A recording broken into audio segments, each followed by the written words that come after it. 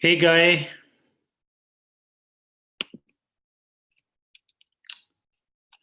Hi, can you hear me?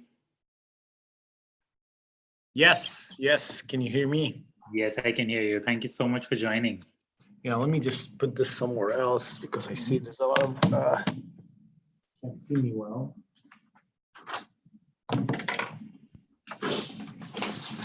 So how many people do we expect? We have about 30-ish people. All right. Cool. So Can you hear me well?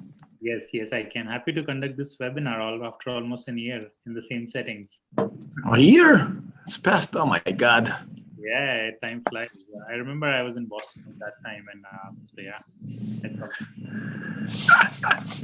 Nice. So we are also live on our YouTube channel. I'll give 2 more minutes for everyone else to join, and then we'll get started. Okay. All right. Awesome. I'll set up the rest of the things by then.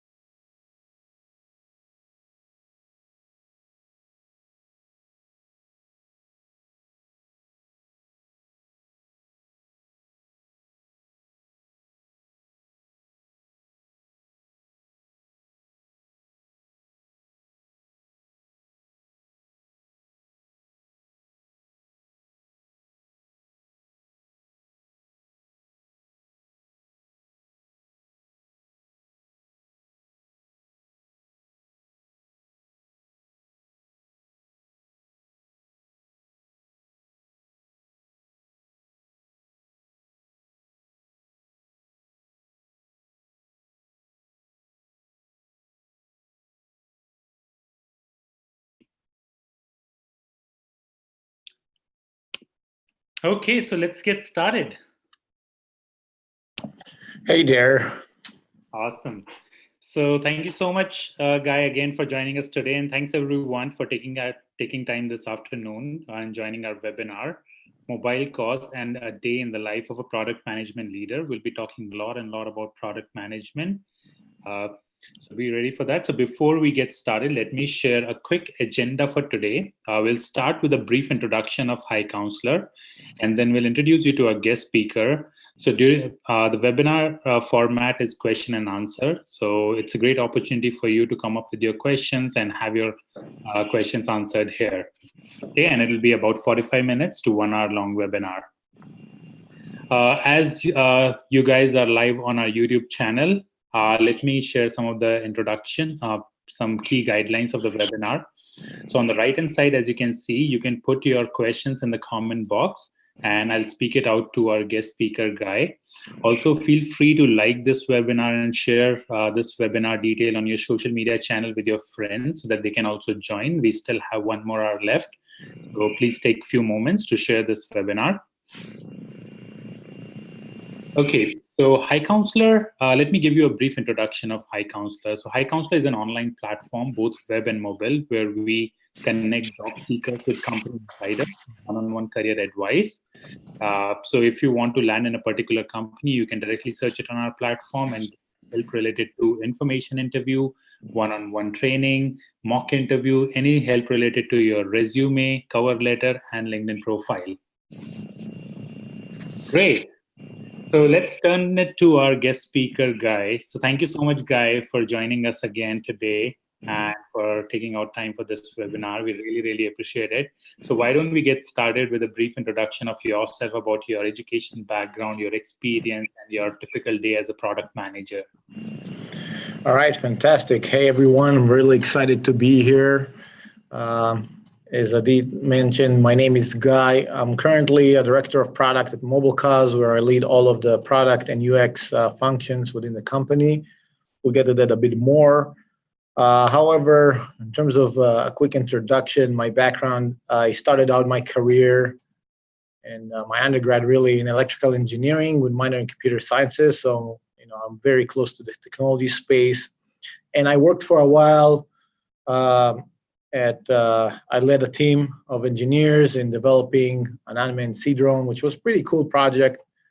But throughout my career and time there, I realized that most of the decisions were been done on the business side. And I realized that in order for me to have more impact, I probably wanted to move a bit closer to the business side. And that's kind of drove me to take the next step in my career and take a journey into the MBA world. I did my grad school here at Kellogg Northwestern in the US and started my role as product manager at Sony PlayStation Networks, which was a fantastic time. It was the entertainment space, working at PlayStation. I'm a gamer myself, so it was like a dream come true. And I had the opportunity to learn from, best-in-class product managers in the industry about product management and really hone down my skill set. I was later moved to, still in the entertainment space, to a company called DTS, where I was helping bring their intellectual property into the mobile space and led initiatives all the way from conceptualization, market research, analysis, identifying the opportunities, how much money we can make, how we can monetize our technology, and then bringing an MVP to life in the market with customers, high-profile customers, which was very exciting times. And then I decided that it's time to move on and joined MobileCause, which is a startup focused at the nonprofit world, a 400 billion industry, where we help provide digital tools for fundraising and communication. So that's kind of me in a nutshell. Happy to answer any other questions you might have later from me on my background and how I got to where I am. Great. Yep. Great. Thank you so much, Guy, for sharing your background. So, Guy, as you mentioned, you worked initially in the entertainment industry first with Sony and then with another company. So, were there any specific challenges that you encountered as a product manager? And would you categorize those challenges industry specific or the role specific? Well, a great question. I think the product manager role is a very wide role with a lot of balls in the air at any given time. However, if I have to say, think about challenges, I don't think it's industry specific challenges for me, generally speaking. I find those are, the things that you build your expertise around and you do your research and you can overcome it rather easily. I think as a product manager, when you thinking about working cross-functionally and helping to deliver, measurable business results and value to the customers, really some of the key challenges I faced and still am facing in the role of product managers, and I think it's pretty common across all of PMs, everywhere. The number one challenge I would say is alignment between various functions in the company. If you think about it, product manager sits kind of in the epicenter of development, business, marketing, and even sales and support. And you have this connection to all of them, and everyone has their own agenda and their own thing that they think that needs to get done and built into the product. And so, and the problem is everyone is kind of pulling in different directions, and everyone wants to have their agenda being accomplished via the product. So customer support, think about them. They have a lot of, they hear about bugs and improvements the customer is looking for, and they say, this is the most important thing. The business says, no, I need to increase revenues or reduce churn or what have you not. And to do that, you need to do something else. And then sales come to you and says, hey, we got this deal we need to close if we just build this one feature. And so everyone's kind of pulling in different directions, even though they're all trying to help the business grow and win. And obviously you have your own ideas about, where the product should go, the vision it's going through, and kind of making sure that everyone is aligned. Eventually you come up with a product vision and a product roadmap that people need to get buy-in in, they need to buy into. And I think getting everyone to agree on those priorities is one of the biggest challenges product managers face, which makes the role kind of very exciting, but also challenging. And I think as part of that the thing that PMs need to learn to do really well in creating alignment and in the prioritization process is about how do you say no to senior executives and people more senior than you in the organization and your colleagues and peers, while still, maintaining good working relationships with those people. Prioritization and ruthless prioritization is not simple because, as I said, everyone thinks they know what's best. And if you say yes to something else has to be said no. And maybe the ideas don't even align with the product vision and, the things we're trying to achieve. So it's about saying no. And how do you say that? People don't like to hear no, right? And there's all kinds of ways of doing that, but that's always a challenge. And I think you have to learn to be comfortable with the fact that you can't make everyone happy all the time. There's a lot of goodwill for, part of product managers that they want to make sure that people are happy. But you have to learn to kind of live with that fact that you're gonna maybe sometimes upset a few people that their idea didn't make it to the roadmap. So I think that's kind of a bucket of challenge that you would say. The second thing that I think is challenging in the role of product managers that I face, I faced since I was PM all the way to director level, is maintaining focus. And it's funny because there's a dichotomy. You need to maintain focus on execution and delivery of the things that that are going to make a difference on the metrics you care about, that align with your product vision and with your audience, or resonate with your audience. And that requires maintaining focus. However, you as a product manager always juggle a lot of balls in the air, and you're like multitasking all the time. And you got this dichotomy between your work and how you guide others, and you partner with others in delivering the work to the. And there's always a million different competing priorities. And how do you maintain that focus for your team, your product team, and help the organization understand they need to keep focus and not try different crazy things in all kinds of directions that might pull you away from achieving your vision.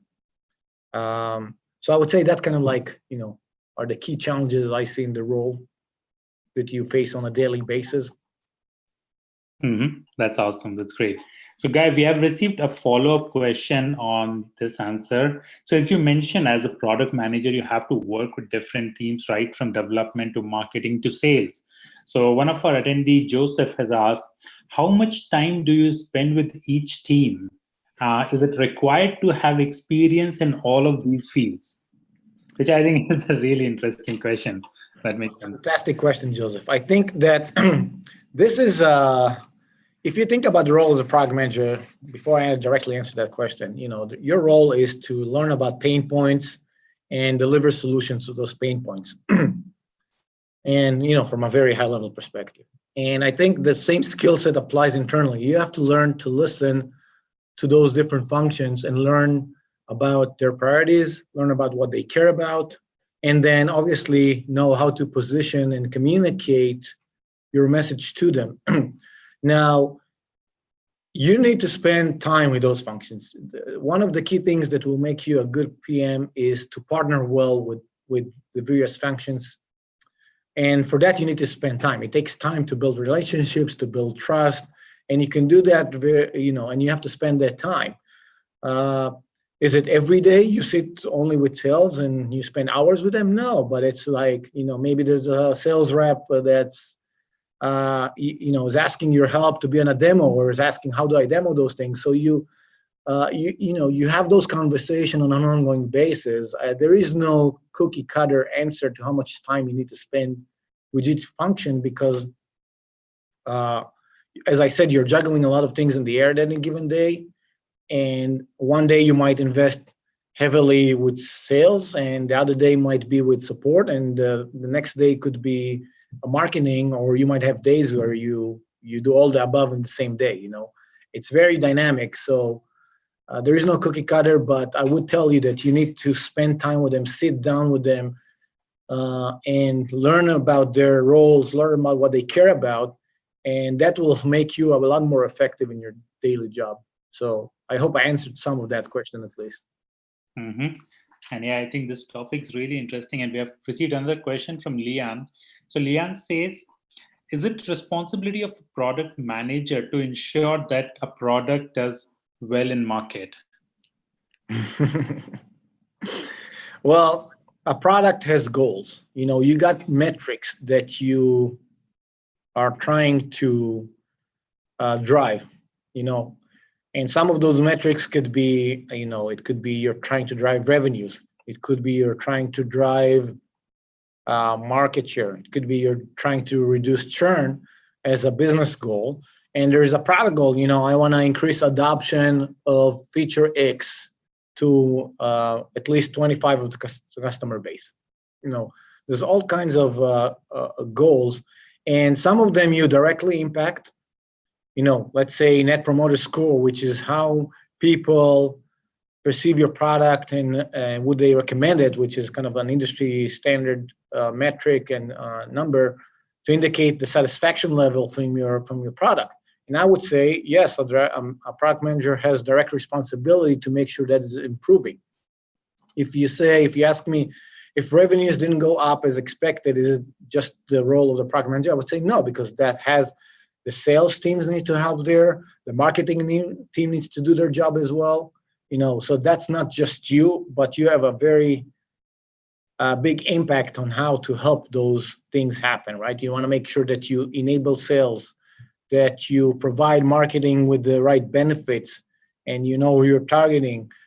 And in your realm, in the product realm itself, the metrics that you care about and you're trying to drive are your direct responsibility. Yes. Awesome. That's perfect. So, Guy, the next question is, how to be data-driven with the product? Data-driven. All right. So data, that's a heavily discussed topic. And I think data needs to be thought about in the broad sense of the word, as in qualitative and quantitative.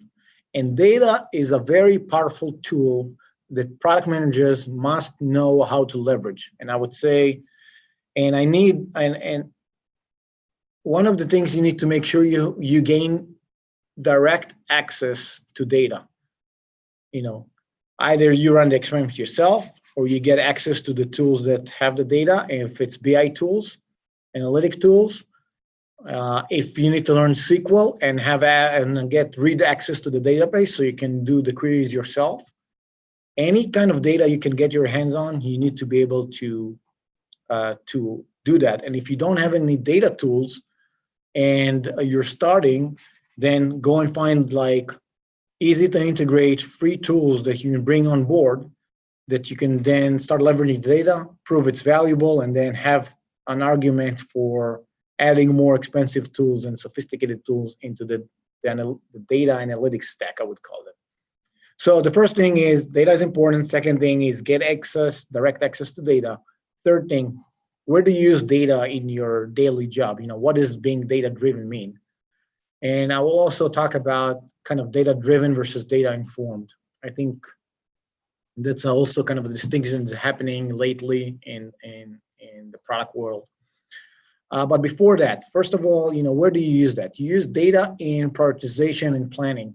When you build a business case and you have data and you can, develop models, prediction models, revenue models, market share revenue models, whatever, right? You're using some data that you gather. It could be from, by the way, it's not just internal data, it's also industry data, market research, research papers that are in the space to read. Any data point that you can get on that is a valid data point, you want to use that. So we said prioritization and planning. We know how much impact is your initiative or idea is going to have on the things you care about, and you use data for that. I think you use data in alignment and getting buy-in. We talked about how it is a kind of a challenge. If you think about product management, it's a lot of informal work. It's a lot about convincing others to your point of view, to what you think is right, and what you researched and realized it's right? And data is very powerful. It's hard to argue with data, but so you want to bring those data points and weave them into the stories that you tell to gain buy-in, right? And it's a very powerful thing. The other thing you do when you communicate a good buy-in and use data is you measure things. And when you measure things, you use any indication for success. You drove a metric 5% up that you care about. You want to communicate it both to your internal product team, your engineers, your UX, and you want to communicate it to others in the organization to help establish that you're taking the product in the right direction. So it helps build credibility and create trust in you as a product manager and shows that you know what you're doing. So you want to celebrate those small wins using data points that prove that it's in the right direction. And lastly, you use data in execution. You do A/B testing, you validate hypothesis through that. You measure the success, like we talked about, of key product indicator or key performance indicators that you have for your product and for your features. And you use data to learn and better understand what your users are doing with your product. So that's kind of how I think about, from a hyper level perspective, about data. It's powerful. It's you need to use it in almost anything you're doing, and use it wisely.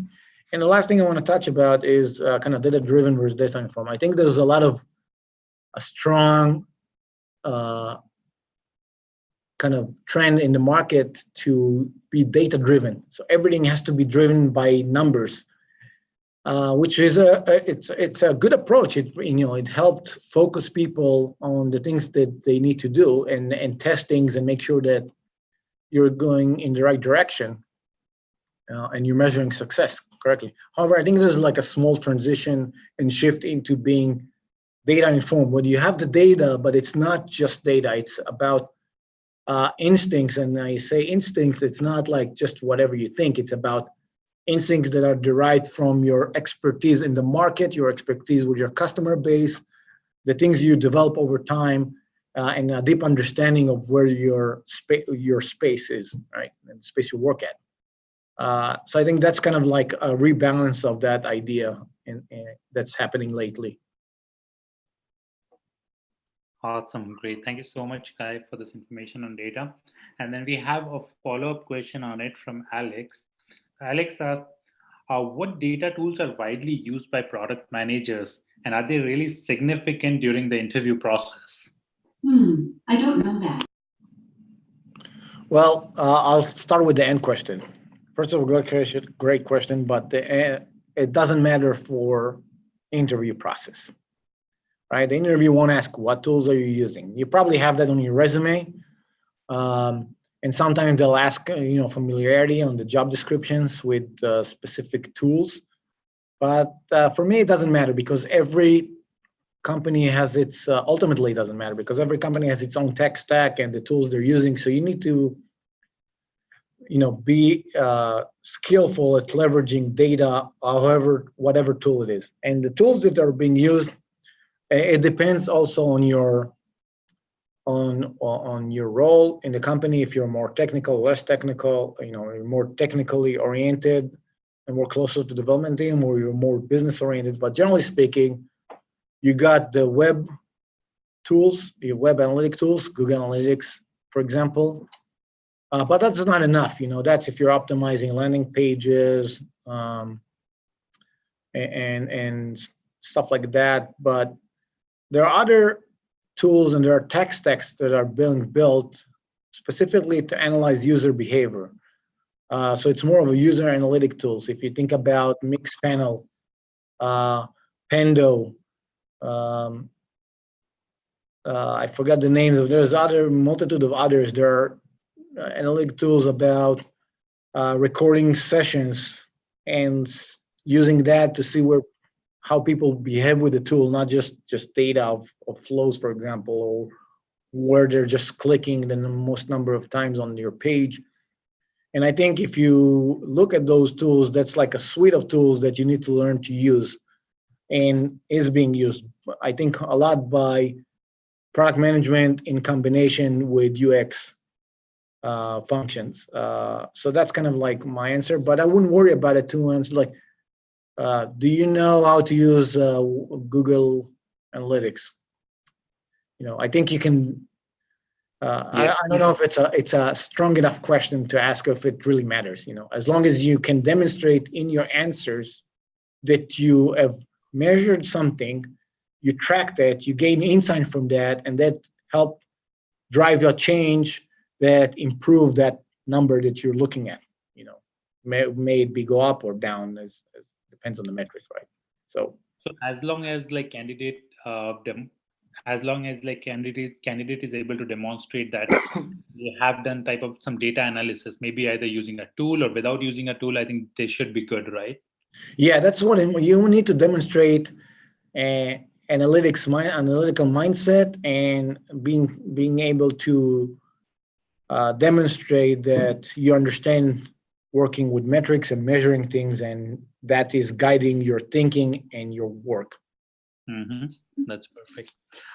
So I have one more follow-up question, Guy, here. So I interviewed for a couple of data-related role, not exactly like data scientist, and there the role of a business analyst or data analyst, and there was a hardcore requirement of Excel knowledge because I was supposed to work with a little bit of data. Is that a similar case with product management as well?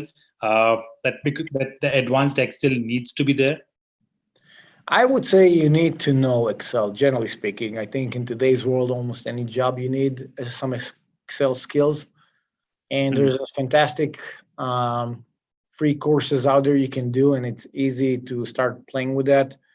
But I would say, yes, you need to have proficiency in Excel. If we talk about, analytic mindset, and you tell me you never opened an Excel sheet or a Google sheet and did something with that, yeah. And I would say it's hard for me to believe you that you it's going to take a lot more to convince me that you actually really you have that mindset.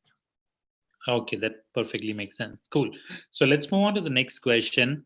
So, Guy, what does a company look for in a product manager? And especially for the younger ones, and I would divide it in two sections, for someone with 3 to 5 years of experience and someone with much more experience like yourself who have worked as a product manager in multiple companies. Yeah, that's a great question. And a lot of people ask that. And I think if you think about product management, there are really four competencies and an attitude. That is true for all levels. That you need to kind of be well versed in them. First is what I call product sense or product thinking. You need to be able to form an opinion when you look at a product, understand, trying to figure out who's they're targeting, who's their audience, what they're trying to achieve, how how can you improve it? Like you have a critical point of view, like what's working well, what's not working well, how would you improve that? How would you drive? What would you measure in that? Right? That's a product sense. You need to say, and this is a common question in interviews, like what's your favorite product? What's your least favorite product? And why? Why would you do differently? How would you impact their business metrics? What would you measure? How do you know you're successful in changing those things? So you gotta, and that's true for every level. When you're more junior PM or starting in that role, you still need product sense, but you might, they might not expect you to give a super elaborate response about the roadmap and the vision of product and like where would you take it in the future. But they might ask you that, and you need to have a point of view again. But I would say that's an absolute must. If you can't demonstrate it, there's really you won't pass any interview. Second thing is business acumen. You got to understand some business, right? Because, for me, the definition of, as I was iterating through this definition of the role of the product manager through a lot of definitions, I read a lot about it. And then the one I came to right now is for me, the definition in a sentence is deliver monetizable value. And when you think about the business acumen, it's the monetizable aspect. When you work in product, it's not just building things for the sake of building. It's building things so the company can be successful in the space it's competing in. And you can't do this if you don't understand how businesses work, what do they care about, how are competitors looking at that space. So you got to have that. The next one is communication and leadership. And this is a really good distinction. I would go into like more, as you go through the levels and seniority level in product management. So communication is key. We talked about this before. You're going to work with a lot of functions. You sit in the epicenter of all that. You have to communicate with many people internally and externally. And if you can't communicate well, you can't tailor your message to your audience, right? When you talk to engineers, they think differently. When you talk to marketing, which thinks differently if you talk to senior management. And any one of those functions, something else resonates. And you got to be able to communicate very effectively. And you got to learn to tell a story like we spoke before, and you need to weave data points into your story. And you got to be able to articulate your thoughts well and your vision for where you're heading. So communication is a big thing, and they will test it on you.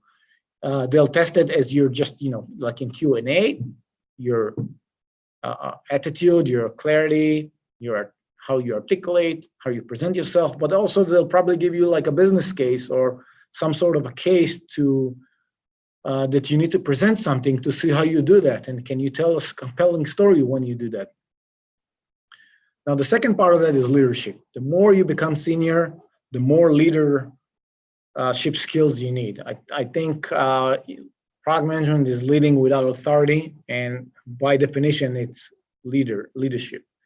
And you need to learn to traverse through the steps of leadership, I would say, from support to partner to lead.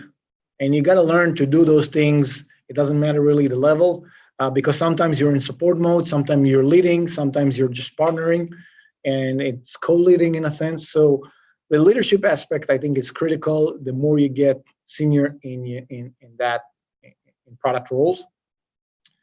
And we talked about the last the last competency, the key 4 out of 4 is, and we had a good discussion on that, just a question, 2 questions before, about analytic mindset, as data-driven or data-informed requires that of you. Now, the last part I want to touch about is we talked about the attitude. Product management is really a lot of, you got to have the right mindset for this job. I'll be honest with you. And you got to prove that. So a couple of things there, right? First of all, it's about hands-on. Product management today is becoming a lot more, if you look at job requirements, you got to be hands-on on things. You got to, be ready to roll your sleeves up and get into the weeds of things and help solve that to make things move forward. You got to have that mindset. If you're like, oh, I'm just gonna do some analysis and just give the vision and requirements and just let it be, that's not the right attitude, and you won't be successful at your role. You got to have always a positive attitude, because you're working with a lot of functions, and you got to kind of help, lead by example almost. And I think the last part is that mindset. It's not about you. It's really important. Product management is not about you. You're partnering with so many functions that if you make it about you, you're going to fail. They're going to read through that, and you can't work with them effectively. You won't be able to lead them where you need to or get their buy-in, right? It's always about the product and what will help drive the product. It's not about your ego. You got to check it out. It's a hard thing to do, but you got to put it aside. You got to share the victories with your team members and give the credit to others and make it about them and not you. And sometimes own failures, even though it's a team failure, sometimes you got to take that on you. So you got to have that right attitude. And the last thing I would say that is perseverance. Product management could be a very tiresome job if you don't have the right mindset and if you can't persevere, because there'll be a lot of ups and downs and you might get hammered sometimes, but you got to persevere. You know that you're taking the product in the right direction, and you know that you can show that it's going in the right direction, even when sometime tough gets going. The going gets tough, I guess. So that's kind of a long-winded answer to that, I guess, but that's my take. Yeah, that's perfect. And so, Guy, can I say that the product manager's role is very close to an entrepreneur role, where they deal with a lot of teams, they have to have a lot of perseverance, right? And the best thing that you said, that sometimes you have to take failures on you, even if that's a team's failure. Yeah, I think you got to have that mentality. I would say that it's more accentuated in the types of companies you would work or types of products you will work with. But I guess, it's always good to have that mindset that challenge the status quo, never accept things the way they are, and persevere through failures, which is kind of the mindset of the entrepreneurs. Be ready to pivot, right? Also a key trait of entrepreneurs.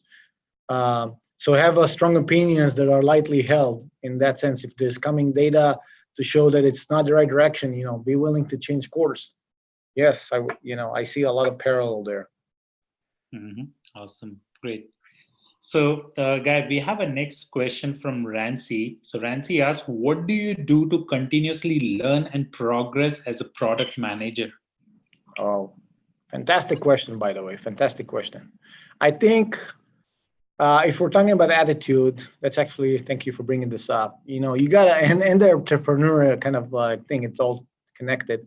You gotta have a growth mindset as a product manager, I would say. Growth mindset in your personal or your personal career, and growth mindset in your product. And the way to do that is just keep reading, keep learning, always keep updated. Like I read tons of articles every day. I subscribe to a lot of different newsletters and forums.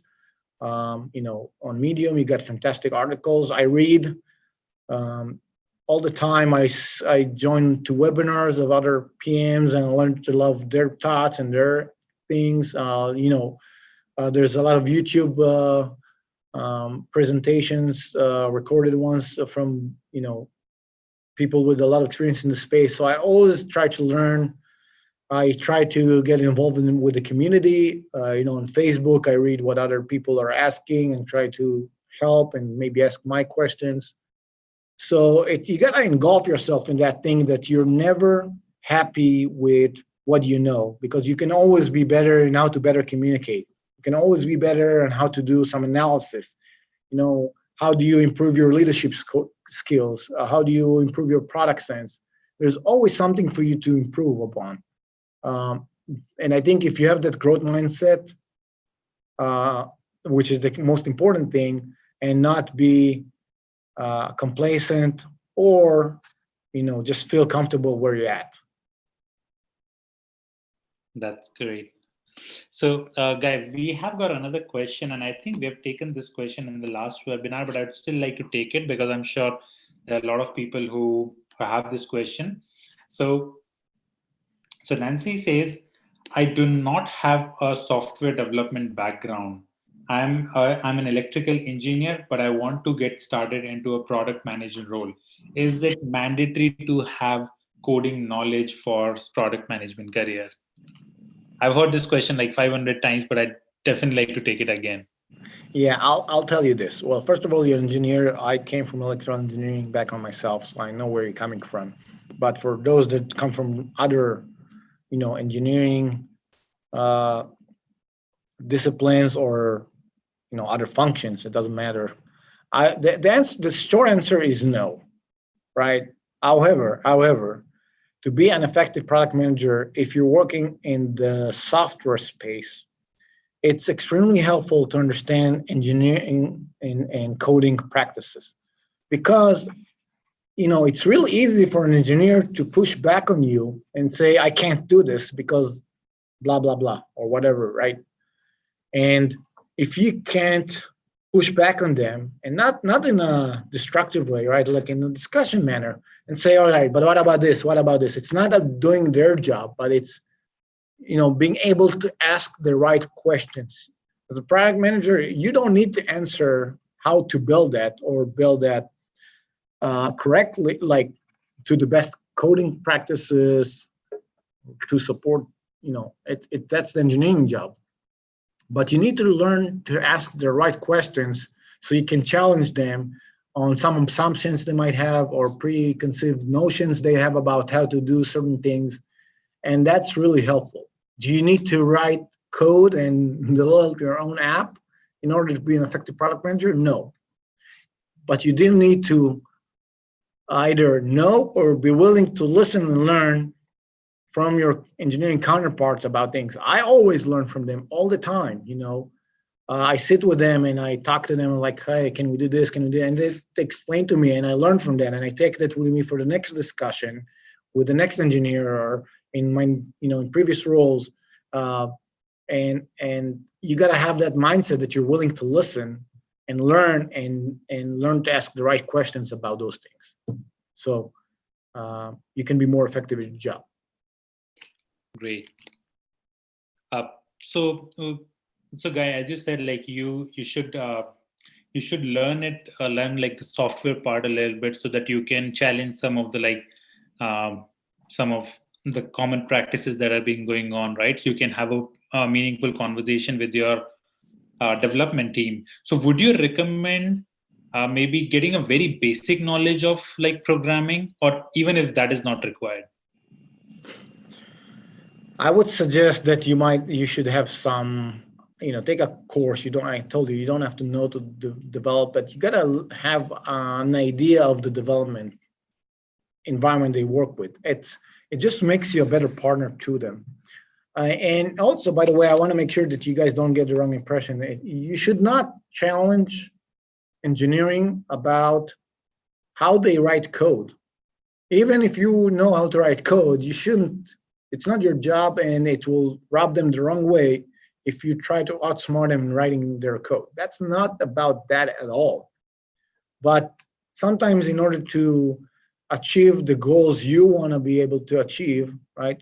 Sorry, that the product needs to achieve, and they give you technical reasons, you need to learn to discern the real challenges from those that just tell you because they just sometimes don't want to do it, to be honest with you. So that's the level you need to be at. That's helpful. I think that clarifies a lot. That was great. So I think we are reaching almost at the top of the hour. And so here's the last question, Guy. So what should a candidate consider when selecting an employer for a product management position? That's you know what? It's a really great question, but it's really hard to answer. When you go through the interview process with companies, you got to learn about yourself. What is the right environment for you? You got to be honest with yourself first. Some people don't do well in unstructured environments. And if you need handholding and guidance, you want to make sure you go to a company that has this structure in place, usually on more established companies, and you might want to orient yourself to more established products. And for example, right, it's one example. The things you need to learn is like, what do I care? What's important for me? And where do I want to go? And those are the questions you need to answer to yourself first, and then try and get answers through the recruiting process, right? You get the opportunity. By the way, people, when you recruit, it's a two-way street. They also need to sell you on the company. You know, obviously, if it's Google or Facebook, it's an easier sell. But smaller companies that compete for talent, they know that they need to sell themselves to you, and you need to make sure that you're asking the questions to help articulate. You know, walk me through when you do an interview with a product manager. At the end of the day, ask them, walk me through, you know, some of the questions we talked about today. Are they in a life, you know, in a day in your job? Describe me what a day looks like, so you can start glancing on like what are the things they're doing there, and does that align? Ask them about you know, what are the key challenges they have with their organization? Ask them what makes a product manager, you know, make a superstar product manager of this organization versus standard. So you see what they value in the organization and what they're looking for in product management. And then based on those answers, does it align with what you want or not? Can you compromise on those things or not? And then it's your discussion with yourself about those things. But I think it's important to be honest with yourself, because if you go as a product manager to a place that doesn't suit your type of personality and what you're looking for, you will struggle, and it will hurt your ability to be effective, and then eventually your satisfaction and the company's satisfaction with you. Perfect. Thank you so much, Guy. And one question that you mentioned, right? What are the key challenges faced by a company today? I would highly recommend it to all of our attendees to keep this question in their repository for any of the upcoming interview. I think this will give a very good idea about the current state of the company and what they're actually expecting from you, right, in an indirect manner. So thank you so much for that question. So Guy, I would like to take one more question. Sorry. So Christina has a question. What is the general format of a product management interview for someone with 3 to 5 years of professional experience? So if you can give a very high-level overview of like how many interview rounds are there, I think that will be helpful for everyone. Yes, I think that we talked about the key competencies, and this is true. It doesn't matter the level of experience. They'll ask similar questions. They'll expect better answers, but they'll be similar at any level. I would expect. Product sense. Well, so look, if you look at different companies, they have different recruiting process, but they all try to gauge the same things. For example, Facebook has specific interviews. Each interview is trying to test you on some key competency they care about it for product managers. So, you know, it's about metrics and analytic mindset and product sense. And yeah, they have one more, I don't remember right now. But so generally speaking, from a high level perspective, they'll test your product sense and your business acumen. And I told you again, it's like questions around what's your favorite product? What did you like? What did you like about it? If you're already working on a product, how did you demonstrate? How did you drive improvement? You know, if you're an engineer, you can still articulate those things. If you're a customer success, you can still articulate that product sense because you identified a pain point, you made a case for that, and then engineering built it, and it was successful, right? You can still do those, you know, still articulate those value propositions, even if you're not in a product role. So the product sense is business acumen. The analytics, they'll ask you about analytics. They want to know that you can do those and you can think that, even if that your mind is geared toward that approach and you can deal with that. And they'll ask you behavioral questions about your attitude. We talked about your communication skills, right? Tell me about a time you had to convince someone. Tell me about a time when you disagreed. How did you resolve a conflict at work? Kind of those kind of things. And lastly, you might have it or not, as we said, either you have mini business cases or mini cases in your interview, or they'll give you a home assignment to come back and present. So that's like, I hope that gave you a kind of a very high level overview of the general process, and then different companies, they test those things in different ways, but it's that kind of whole of things that they're looking at. Mm-hmm. Yep, that's very helpful. Cool. So thank you so much, Guy, again for your time, for sharing your knowledge. That's very, very helpful. And I would like to thank everyone who took out their time this afternoon for this webinar. I'm sure all of you must have enjoyed it a lot. So yeah, thank you so much again, Guy, for joining the webinar. Yeah, thank you so much, guys. Fantastic questions. Hope you guys got some good advice. And hit me up on LinkedIn if you have any other questions. Yeah, sure. So thank you so much, everyone, for joining us today. And we'll have this webinar recording up in the next few days. We'll update you as soon as it is there. So thank you so much. And feel free to reach out to Guy for any future help. He's also available on the High Counselor platform. And thank you so much, Guy, again for your time. All right, guys, have a great day. Yep. Have a good day, everyone. Bye.